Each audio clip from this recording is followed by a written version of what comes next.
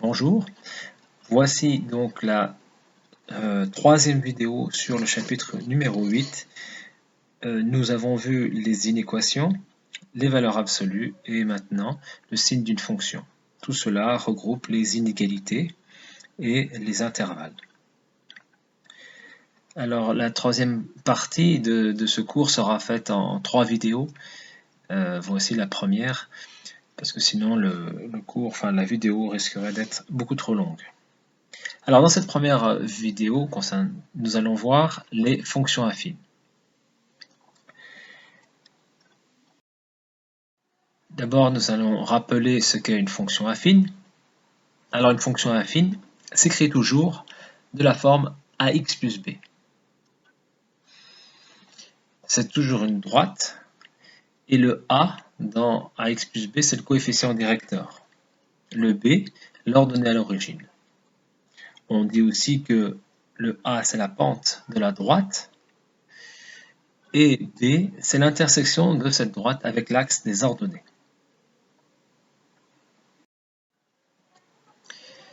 Passons maintenant aux variations des fonctions affines. Alors les fonctions affines peuvent être décroissantes ou croissantes ou constantes suivant le coefficient directeur. Si le coefficient directeur, comme dans la courbe dans la droite verte, est négatif, alors la fonction est décroissante. Tandis que si le coefficient directeur est positif, le a est positif, eh bien, comme dans la courbe la droite rouge, la fonction sera croissante. On le voit là, on dit la droite monte pour la rouge, pour la croissante, ou la droite descend pour la verte. Si le coefficient directeur est nul, eh bien on a une fonction qui est constante, une droite horizontale. Aussi pour les variations, on se rappelle par la même occasion qu'il y a une autre fonction affine particulière qui est la fonction linéaire, celle qui est proportionnelle, celle qui passe par l'origine.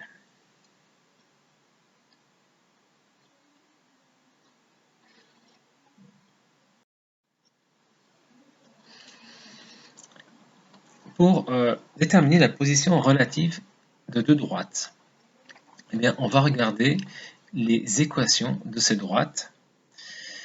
Par exemple, pour la droite D1 et D2, on voit qu'il y a le même coefficient directeur, 2, qui est devant le x. Alors on en déduit que ces deux droites sont de même pente, elles sont donc forcément parallèles. Si l'on a D3 et D4 où il y a deux coefficients directeurs opposés, eh bien, les droites ne seront pas parallèles, mais on ne peut rien dire d'autre. Donc on se contente de dire qu'elles sont séquentes. Elles vont se couper.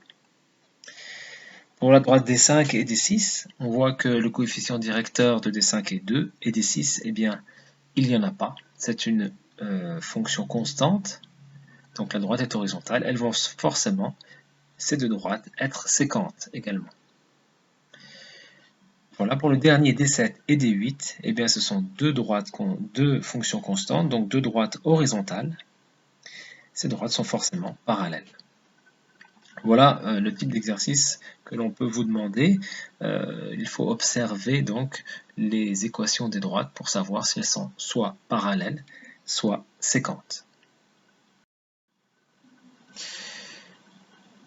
Pour finir notre première partie, nous allons voir comment tracer une fonction affine. Alors on va voir deux méthodes. La première, prenons par exemple moins 2x plus 3.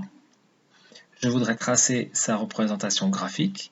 Je sais que c'est une droite, donc j'ai besoin de 2 points. 2 points me suffisent. Un troisième viendrait sur la droite, mais ne me servirait pas pour la tracer. Alors, comme dans les fonctions, bien, on va faire un petit tableau avec deux colonnes, deux images, par exemple 0 et 2. Alors 0 et 2, comment on le choisit? C'est vous qui choisissez, peu importe. 0, c'est très facile parce que c'est facile de calculer l'image de 0 en général. Et puis 2, ben, pourquoi pas 2, 3, 4 ou 5, peu importe, 10. Ça dépendra aussi de votre échelle sur le graphique. Alors l'image de 2, eh bien c'est l'image de 0, pardon, moins 2 fois 0, 0, plus 3, ben, ça va faire 3. Et l'image de 2, moins 2 fois 2, moins 4, et 3 moins 4, ça va faire moins 1. Bien, on a 2 points maintenant. On a un point qui, pour abscisse 0 et ordonnée 3. Je rappelle que le x, c'est l'abscisse, c'est f de x, c'est l'ordonnée. Donc 0, 3, 2, 1, bien on peut tracer. On peut tracer nos axes, un repère. 0, 3, c'est sur l'axe des ordonnées. On reconnaît ici l'ordonnée à l'origine. Et moins 2, 1, et bien voilà, il est placé. J'ai plus qu'à tracer la droite y qui représente la fonction f de x. Voilà pour la première méthode. Passons à la deuxième méthode. Un autre exemple, 3 quarts de x plus 2. Eh bien, dans cette méthode,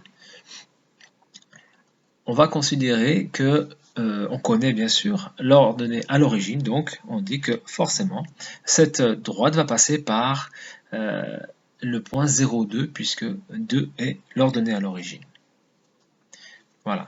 De ce point-là, on va maintenant se servir du coefficient directeur. On dit que si le coefficient directeur est 3 quarts, ça veut dire que si on avance de 1 et en abscisse, eh bien on avance, on monte de 3 quarts en ordonnée. Donc,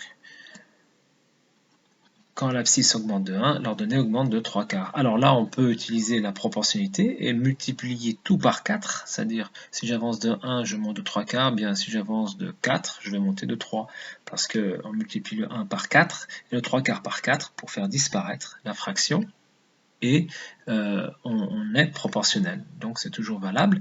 Donc, si l'on avance de 4, on monte de 3. Si on avance sur l'abscisse de 4, oui, on monte de 3 sur l'ordonnée, eh bien on a notre deuxième point qui est ici placé. Je peux tracer tout de suite ma droite. Alors à vous de choisir celle que vous préférez. Cette méthode-là permet aussi de fonctionner à l'envers, c'est-à-dire d'avoir le graphique et de retrouver l'expression de la fonction.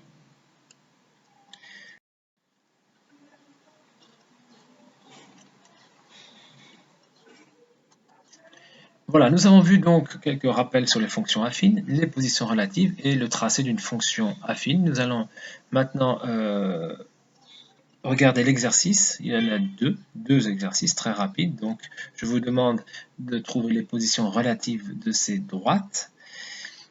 Pour la D5 et D6, vous avez vu, c'est x égale 2. Peut-être vous n'avez pas trop vu ce type de droite. Aidez-vous de votre calculatrice graphique pour la tracer et vous allez voir comment elle est. Pour l'exercice 2, eh bien là, on vous demande de donner le coefficient directeur et l'ordonnée à l'origine. Donnez aussi en justifiant le sens de variation. Merci, au revoir.